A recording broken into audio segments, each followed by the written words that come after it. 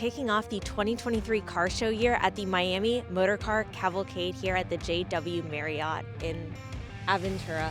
The show field isn't even full yet, and there's... Welcome to the event, guys. This is going to be a blast. Morning, Jason. We have so many cool cars out on the event field today. It's honestly unbelievable. We have everything from pre-wars to classics. We have Formula One cars here to represent Formula One Miami. We've got supercars, we've got hypercars, and we've got some pretty good surprises for you here today.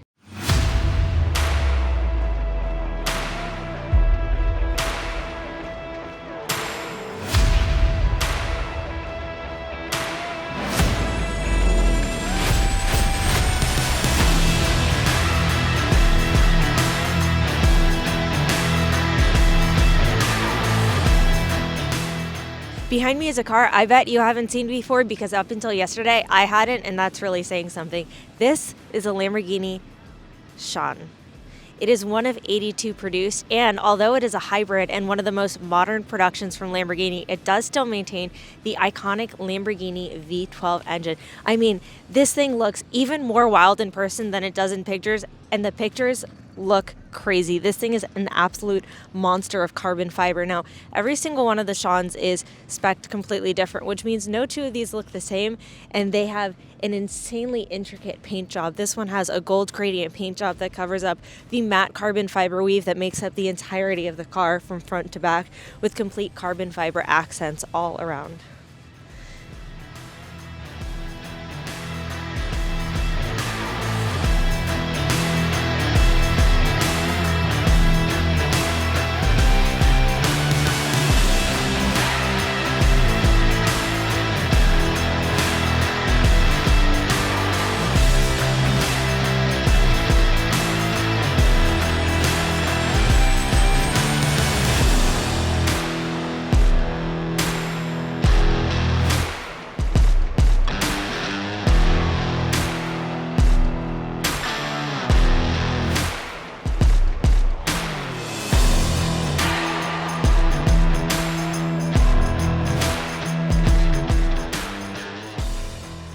Gullwing doors are perhaps one of the most iconic and rare door forms in the automotive industry. Now, you may have seen it on several Mercedes-Benz across history, but behind me is a Canadian-based car, a Bricklin. This thing is wild, and it was one of only a few produced because obviously the car company didn't do that well, or you would have heard of a Bricklin. But check this out. This is an iconic 70s, 80s style car in every way. It looks very reminiscent of almost a Pantera, almost a DeLorean type with the body styles and the lines that it has.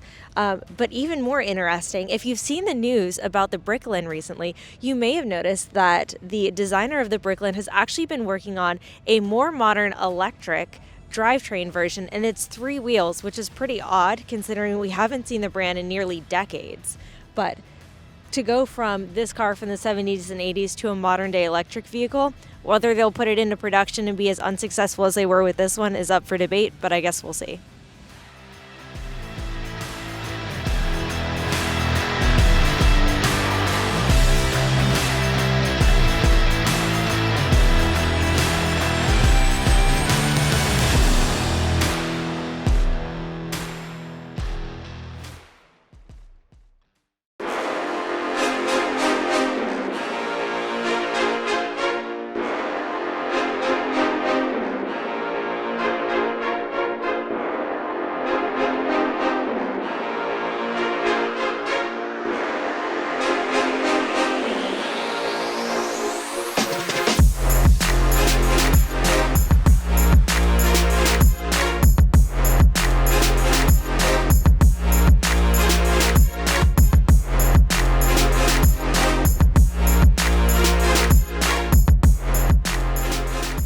Take a look at this car behind me.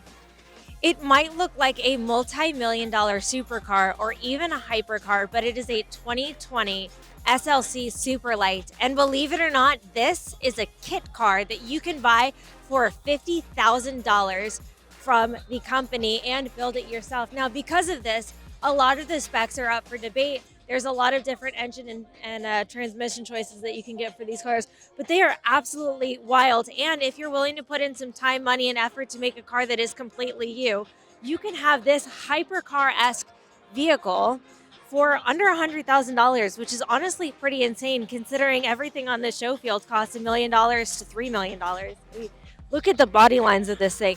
It's half hypercar, half race car through and through, and it almost looks like an larger Ultima. If you check out the interior, you can see that it has a gated manual, which is an exquisite choice, very hypercar. And then coming around to the back of it, this massive, massive chassis mount wing with a quad tip exhaust.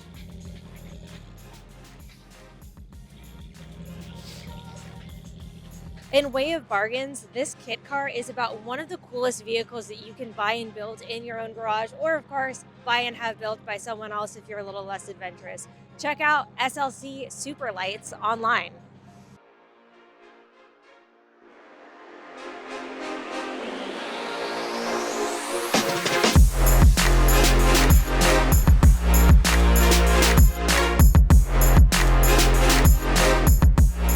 This is the 2021 Mercedes-AMG Black Series, but it's not just the Black Series. If you come check out the livery on the side of the car, you'll notice it has something extra special. Now, the paint itself isn't that expensive, but the meaning costs over $1 million.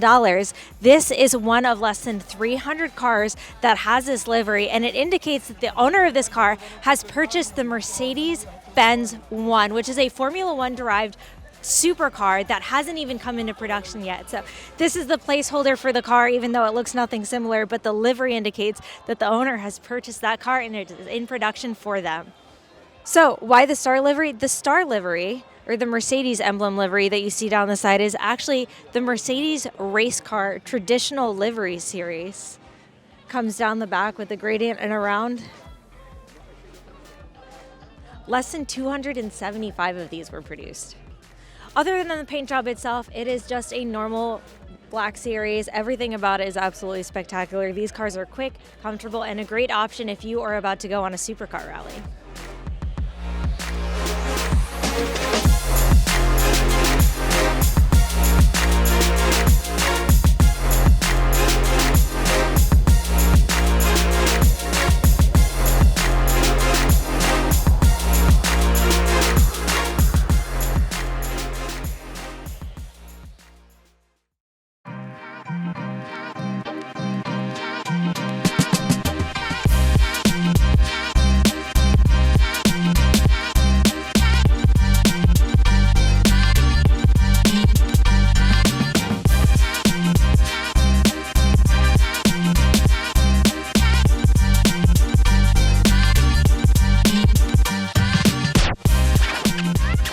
This is a Lancia Aprilia 1500 designed by OSA. It is an absolutely exquisite and very, very small vehicle. I mean, this thing is maybe the size of a Lotus Elise in size and absolutely miniature.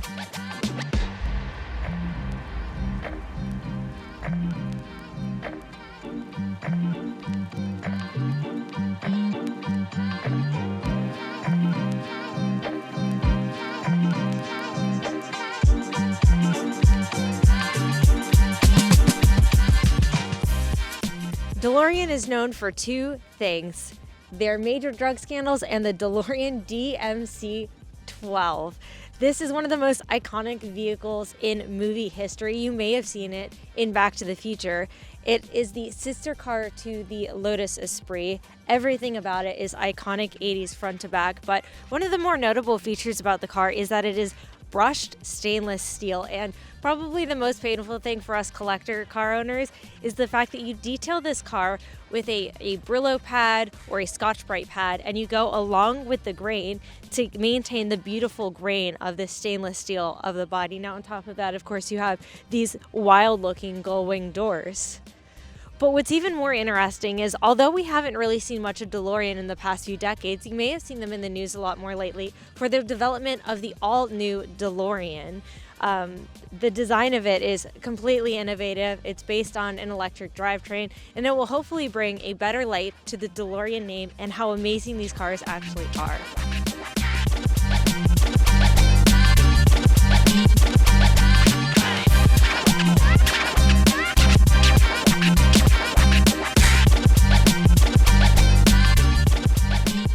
Behind me is an Alfa Romeo 8C Monza Brianza. It is one of the most classic cars that we have here in the area, exclusively for Supercar Rooms Miami. It features a period correct straight 8 engine, period correct wheels, tires. The bodywork for this car was restored overseas and brought in, but take a look at this exhaust that comes straight out along the sides. You do not want to accidentally hit your foot on this, your leg on this when you're climbing in and out of the carriage. But it is a two-seater, but you have to be pretty small in order to fit into it. Otherwise, you can enjoy driving it alone.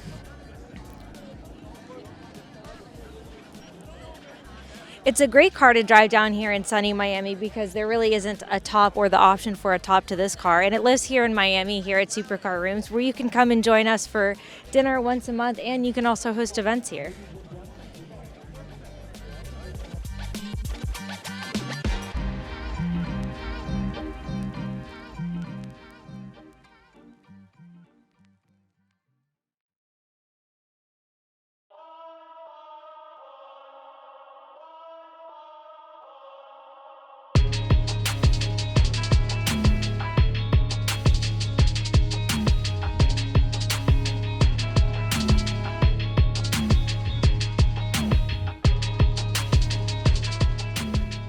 Behind me is the 2020 McLaren Speedtail, an over $2 million hypercar produced by McLaren and supposedly their fastest production car. It hits a top speed over 250 miles per hour, but it's not street legal and not for the reasons you might think. If you come check out the side view mirrors here, you'll notice that they retract back into the car. This is something that we've been seeing from a lot of cars, including Lotus lately. Now, this side view mirror is actually a mirror that increases your visibility of your side view, but there's no option because of the aerodynamics of this car for a stock and a standard mirror, which makes it illegal in the United States to drive on the road. Besides that, the design of the car didn't allow for passenger side airbags. So while you can drive this in the US, you can't drive it legally on public roads. Unlike your more standard 650, 720, 720S, McLaren's Speedtail has a drastically different design, which is most notably in the rear. If you come check out the rear line, you can obviously see why it's called the Speedtail with the sloping of the rear end down. There are a lot of incredibly aerodynamic factors about this car from front to rear. If you check out the front caps over the wheels all the way through the car, the retractable side view mirrors, everything about this car is designed to be as smooth lined as possible, helping it hit that top speed of 250 miles per hour as smoothly as possible.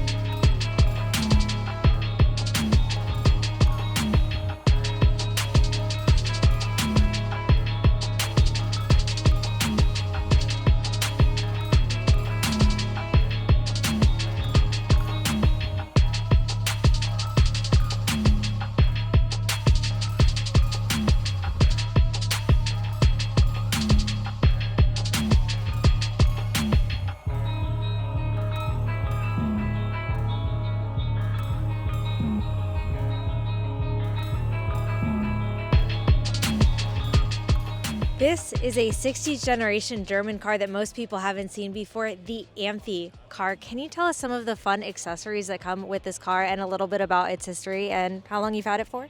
I've had it for about a year and a half.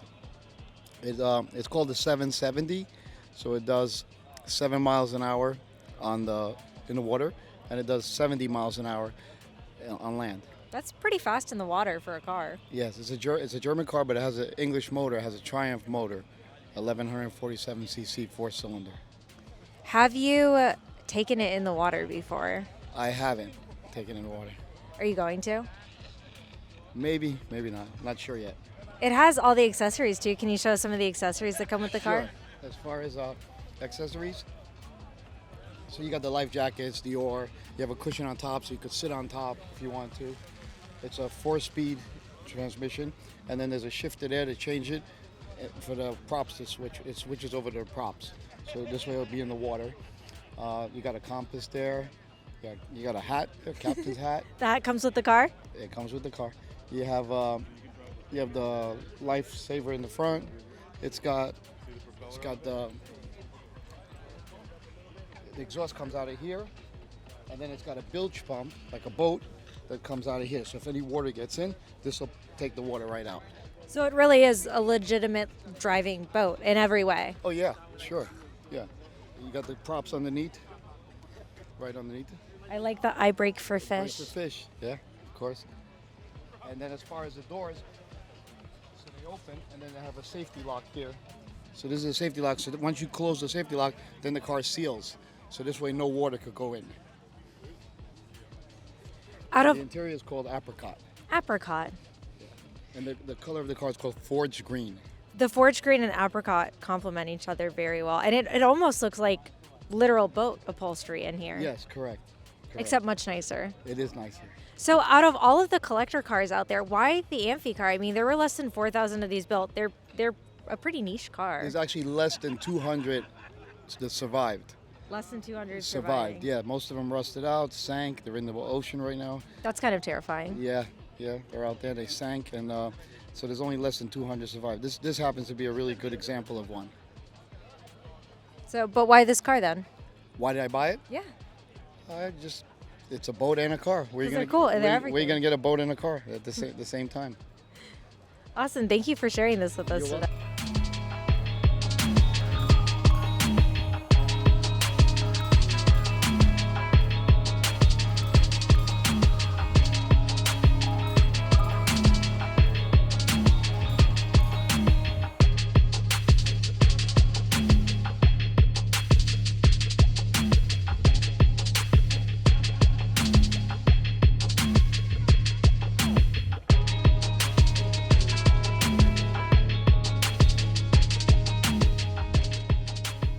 So it was my first project, and most of the parts you can't find them here. You got to go down to Argentina and get them. So I spent a couple weeks down there. Pre-COVID, I was lucky enough to have that. If not, everything was shut down. Yep. So spent a year and a half doing it, putting it as original as possible, and then just a huge labor of love, basically. And it's a homage to the winning car that ran in Nürburgring in '69. So what we did a spread of the Fangio car, which we bought the 300 SL, and the rest of the Torinos. But this is an exact replica of the one that raced in Nürburgring. So, and raced by Fangio's son, and Fangio being the team member that kind of managed the whole team. So you have multiple Torinos here. How did you get into Torinos? It's such a niche collection. So my old man told me when I was a kid, he's like, hey, there's this car that's an inline six with Webers, and I had no idea what he was talking about in Argentina. And then through a friend, he's like, hey, look, I found this Weber car that you were talking about. I said, just buy it, and I brought it over and started reading about the history of it, fell in love with the history behind it, and kind of just fell in love slowly, and then just got into the nostalgia behind it. Yeah. And to be in Miami, of all places where there's a huge community of Argentinians, it's a pretty big deal. I mean, it's kind of, you're running down the street and you have one of these, there's two things in Argentina you love. It's soccer, football, and Torinos. So you get I'm guessing you drive this around and people are really excited to see it. Oh yeah, it's like, I don't know, walking around with Messi or something. It's super, super cool.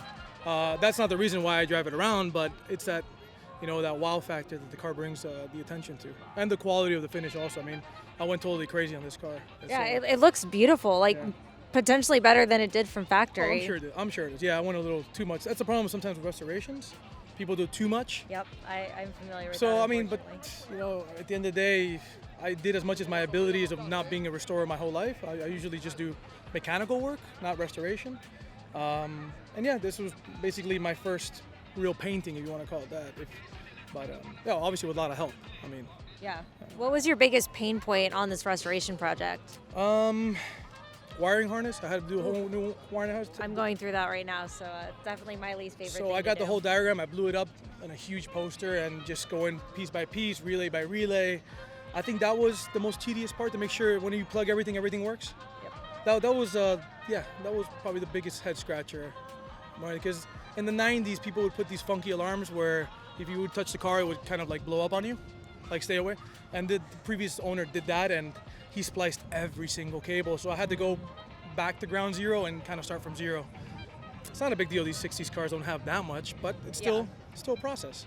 Awesome. It's absolutely beautiful. And I know we've got some car covers for you. Is it for this car or for the... Whichever car you guys want.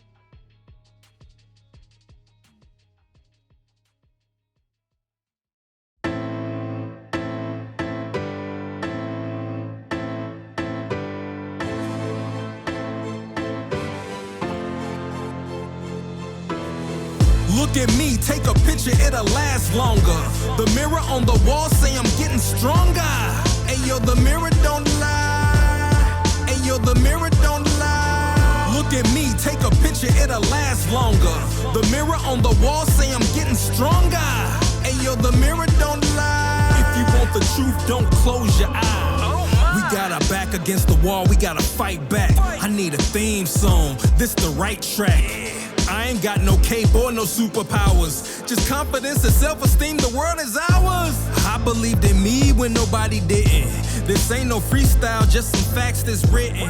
Come on, We are wrapping up on an incredibly successful 2023 Motorcar Cavalcade. What did you think of the event today? Today was amazing. We had some awesome cars. The weather was awesome. I'd like to thank the J.W. Marriott, Turnberry, Aventura, for doing all you can to make this event a successful event. I'd like to thank the Warren Henry Auto Group. Without you guys, we wouldn't have no Motorcar Cavalcade. Thank everybody for coming out. Thank all the owners, thank all the drivers, thank all the production. 2023 Motorcar Cavalcade is a wrap. What can we expect from the next few months? I know we have Supercar Saturday coming back up. We have Supercar Saturday coming up February 11th in a new location. We're back on the books for exotics at Daniel Point. I got something coming up in Vegas. I'll keep you posted on that.